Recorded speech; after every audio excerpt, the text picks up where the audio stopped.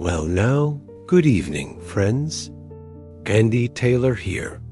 He was known as the town's most difficult man. Everyone stayed away from him. Nobody wondered why he stared at an empty chair at his dinner table every night. But I sensed the truth. This anger wasn't character. It was the echo of a single sentence spoken years ago. The day he said, "Get out," he didn't banish his son, he banished his own peace. People thought he was a hard man, but nobody asked this. What truly ages a person? Time or words they can never take back? This is the true story of loyalty, regret, and a chair whose memory was never truly empty. George Wilson was 65 years old and had the reputation of being the meanest, most cantankerous man in Mayberry. If you walked past his house, he'd yell at you for stepping too close to his property line. If you greeted him at the store, he'd grunt and turn away. If you tried to make friendly conversation, he'd cut you off with a sharp word and walk away, muttering about how people didn't know how to mind their own business. The children were afraid of him. The adults avoided him. Even Floyd, who'd cut hair for half the town and heard everyone's stories, had stopped trying to be friendly with George years ago. "He's just a bitter old man," people would say. "Always been that way. Best to leave him alone." But I remembered differently. 5 years ago, George Wilson had been a different person. He'd been friendly, involved in the community, quick with a smile and a helping hand. He'd owned a small hardware store on Main Street and took genuine pleasure in helping people find exactly what they needed for their home repairs. He'd been a widower. His wife had passed in '54, but he'd handled that grief with grace, channeling it into being a good father to his son Michael. George and Michael had been close, or so it seemed. They'd worked together in the hardware store, shared meals, attended church together. Then something happened in 1956 that changed everything. Michael left town suddenly, and George closed in on himself like a door slamming shut. The friendly hardware store owner became a bitter recluse. The helpful neighbor became the man everyone avoided. I'd tried talking to George a few times over the years, but he'd shut me down every time. "Don't need your charity, Sheriff," he'd say. "Don't need anyone's pity. Just leave me be." So like everyone else, I'd backed off, respecting his clear desire to be left alone. But something had been nagging at me lately. George had been getting into more conflicts with neighbors. Complaints about noise, about property disputes, about his generally hostile attitude. Last week, he'd gotten into a shouting match with Clara Edwards over her cat walking through his yard. The week before, he'd nearly come to blows with Floyd over some perceived slight at the barbershop. The man's anger seemed to be escalating, and I knew that level of rage usually wasn't about cats or haircuts. It was about something deeper, something unresolved. So I decided to pay George a visit, not as sheriff responding to complaints, but as someone who remembered the man he used to be and wanted to understand what had changed. I drove out to his small house on the edge of town one evening just before dinner time. George answered the door with his usual scowl. "What do you want, Sheriff? Business, or are you here to lecture me about being neighborly?" "Neither, George," I said. "I'm here as a friend. You remember friendship? We used to have coffee sometimes, talk about fishing." He looked at me suspiciously, but after a moment, he stepped aside and let me in. His house was neat but cold, lacking the warmth of a home where people live rather than just exist. The living room was sparse, everything in its place, but nothing that suggested comfort or joy. Followed George to the kitchen, where he'd apparently been about to have dinner. A single plate was set at a small wooden table, but what caught my attention immediately was that the table was set for two. There were 2 placemats, 2 sets of silverware, 2 glasses, but only 1 plate of food. And across from George's seat sat an empty chair, its placemat and silverware untouched, as if waiting for someone who never came. George saw me looking at it.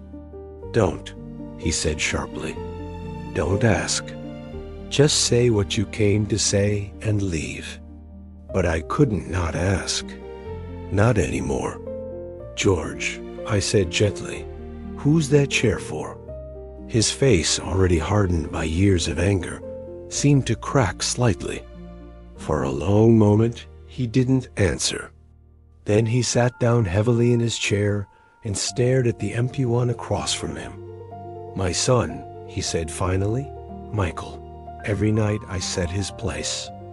Every night I eat dinner looking at where he should be sitting. People think I'm crazy.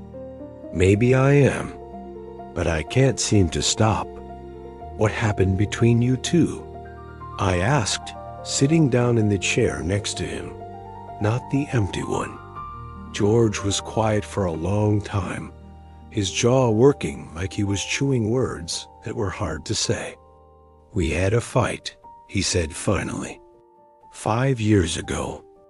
Michael wanted to marry a girl I didn't approve of. Sarah Henderson. She was from a family I thought was beneath us. Factory workers, no education, no prospects. I thought Michael deserved better. I thought he was throwing his life away. George's hands clenched into fists on the table. We argued for weeks. I said terrible things. Told him he was being foolish, that he'd regret it, that I didn't raise him to settle for mediocrity. And Michael, he said things too. Told me I was a snob, that I cared more about status than his happiness. The fight got worse and worse until one night we were both so angry, so hurt, and I said the words I've regretted every day since. I told him to get out of my house. I told him if he married that girl, he was no son of mine. I told him to leave and never come back. George's voice broke, and he did. He packed a bag that night and left. I thought he'd cool down, come back in a few days. But he didn't. Days turned into weeks, weeks into months. I heard through the grapevine that he'd married Sarah, that they'd moved to Raleigh, that he was working construction. But he never called, never wrote, and I was too proud, too stubborn to reach out first. I kept thinking he owed me an apology. He defied me, disrespected my judgment. I was the father. He should come to me, but the months turned into years, George continued, and the anger started to feel hollow. I'd wake up in the morning and for a split second forget we'd fought. Think about calling Michael to help at the store, and then remember. Every time that realization hit, it felt like losing him all over again. Eventually, the anger wasn't at Michael anymore. It was at myself. But by then, it had been too long. How do you apologize after 2 years? After 3? How do you admit you were wrong when your pride has been the only thing holding you together? So I didn't. I just got bitter. Took my anger and regret out on everyone else. Easier to be mad at the world than to face what I'd done to my own family. The empty chair was a daily reminder. I'd set his place every night, some part of me still hoping he'd walk through that door. But he never did. And I never stopped waiting. I sat with George in silence for a moment, feeling the weight of his grief and regret. "George," I said finally, "have you tried to contact him? Have you told him you're sorry?" He shook his head. too much time has passed. He's built a life without me. He probably has children I've never met. Why would he want to hear from me now? Because he's your son, I said. And because every day you don't reach out is another day lost. I don't know much, George, but I know that pride is the coldest comfort when you're sitting at a table set for two, but eating alone. George looked at me with tears in his eyes, something I'd never seen from this hardened man. What if he won't forgive me? What if I reach out and he tells me to leave him alone the way I told him? Then at least you'll know you tried, I said. At least you'll have done what you should have done 5 years ago. Right now, you're both suffering. Maybe together you can heal Dot over the next few days. I did something I don't usually do. I got involved in George's personal business without being asked. I tracked down Michael's address in Raleigh and made the drive to see him. Michael Wilson was 30 years old now, working as a construction foreman, living in a modest house with his wife Sarah and their 2-year-old daughter. When I showed up at his door and introduced myself as Sheriff Taylor from Mayberry, his face went through a series of emotions: surprise, confusion, and finally guarded suspicion. If my father sent you to convince me to come crawling back, you can save your breath, he said. I left that house with nothing, and I've built a good life. I don't need his approval or his money. I assured him that George hadn't sent me, that in fact, George didn't even know I was there. I came because I saw your father eating dinner alone every night at a table set for two, staring at an empty chair, and I thought maybe both of you have been suffering for 5 years when you don't have to. Michael's anger seemed to deflate slightly. He invited me in. His wife Sarah was kind and welcoming, and their little daughter reminded me of Opie at that age. As we talked, Michael's story came out. He loved his father, but felt constantly judged, constantly found lacking. The fight over Sarah had been the breaking point, but it wasn't the real issue. The real issue was that Michael had never felt like he measured up to his father's expectations.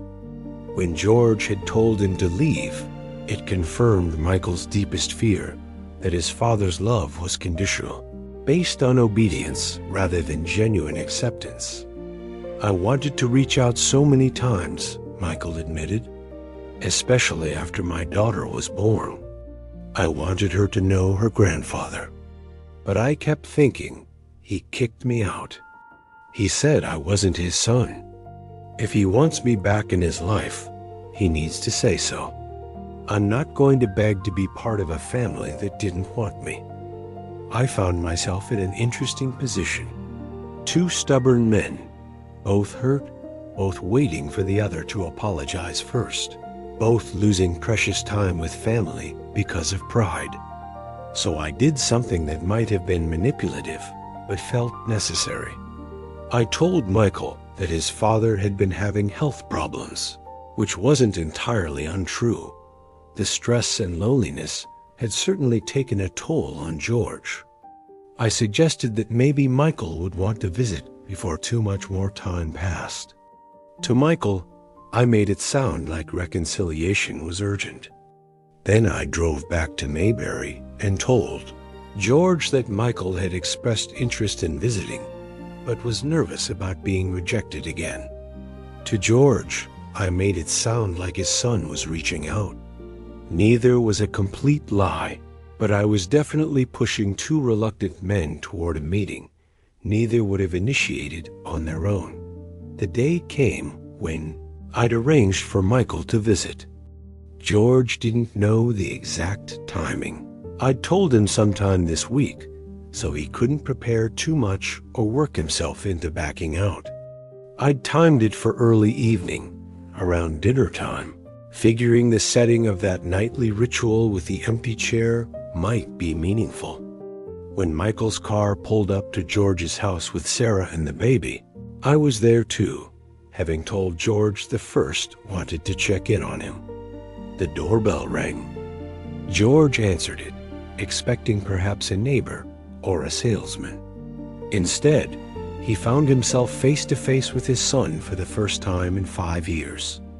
The silence was long and heavy. George's face went through shock, disbelief, and something like fear. Michael stood stiff, holding his daughter, with Sarah beside him looking nervous.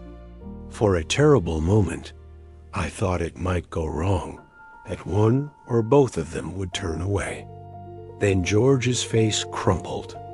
"Michael," he said, his voice breaking. "You came. I'm so sorry.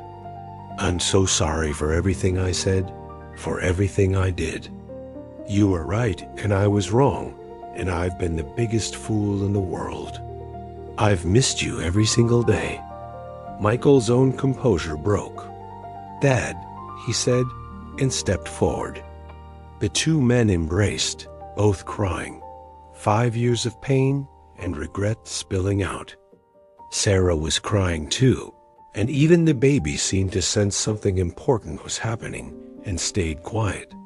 They moved inside, and there at the table was the empty chair, still set as it had been set every night for 5 years.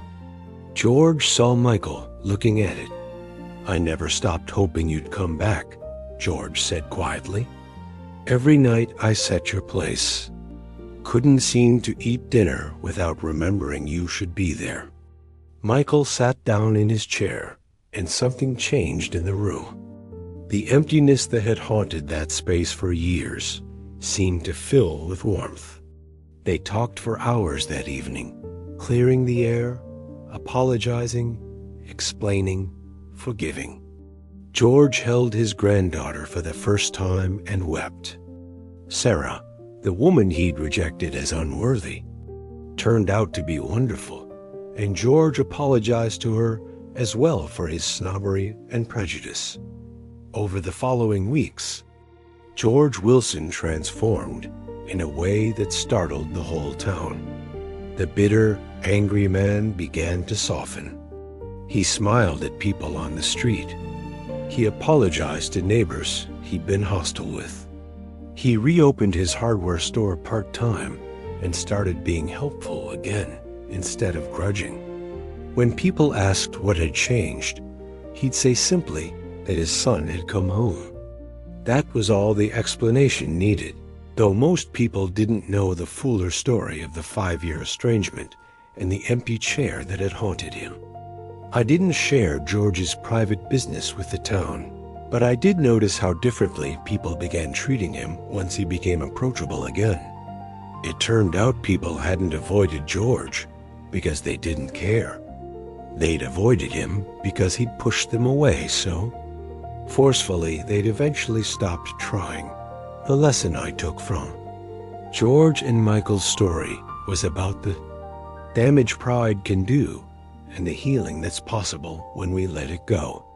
George had spent 5 years suffering because he couldn't admit he was wrong, couldn't apologize, couldn't reach out.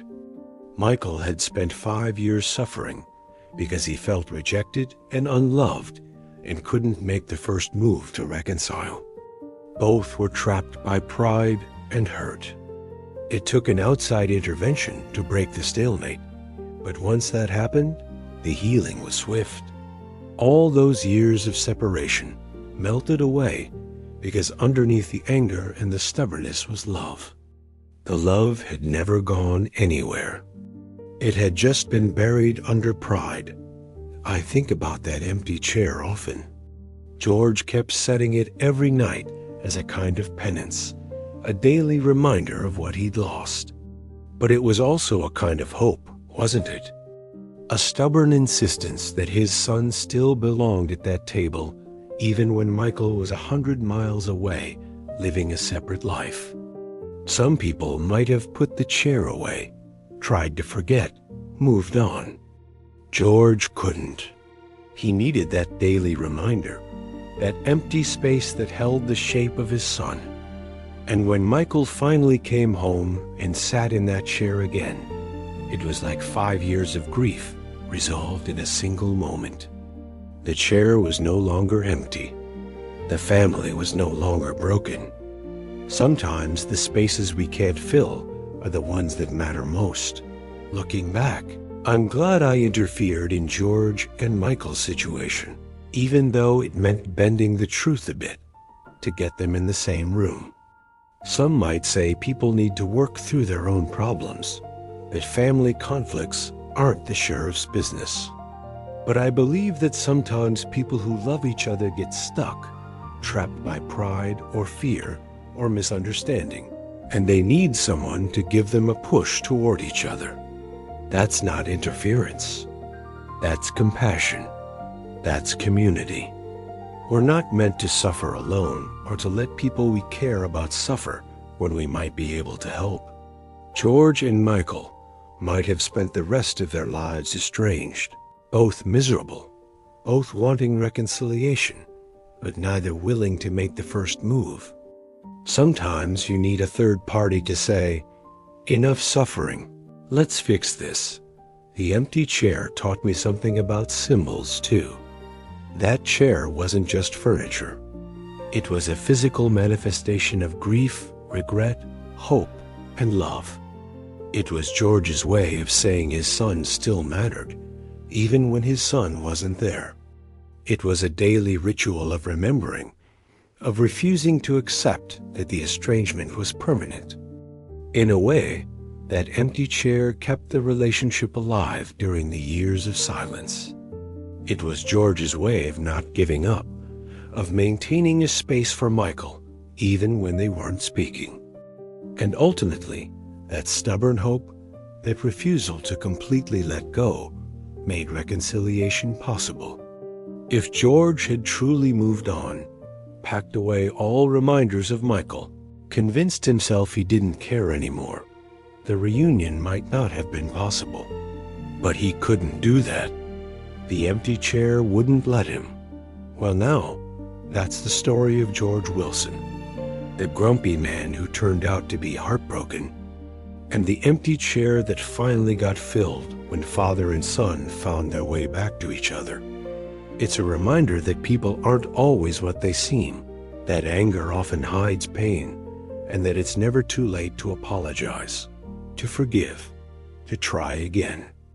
If there's an empty chair in your life, a relationship that's broken, a person you've been estranged from because of pride or hurt or old arguments, consider reaching out. Consider saying, "I'm sorry." Consider admitting you were wrong. Life is too short to eat dinner alone at a table set for two. The people we love, the family we have, those connections are precious. Don't let pride steal them from you. And if you know someone who seems angry and difficult, consider that there might be an empty chair somewhere in their life, a loss they're carrying that's too heavy to bear gracefully. Sometimes the meanest people are just the saddest ones. Sometimes a little compassion and understanding can reveal the hurt underneath the hardness. Sometimes all someone needs is a push toward reconciliation they want, but are too afraid or proud to pursue alone. Be that push for someone if you can. Help fill the empty chairs. Bring families back together. It's some of the most important work we can do. Come back and visit again real soon, friends. Until then, this is Andy Taylor saying good night from Mayberry. Remember, the words we can never take back are the ones we regret most. Say I love you while you can. Say I'm sorry before it's too late. And never let pride rob you of the people who matter. Take care now.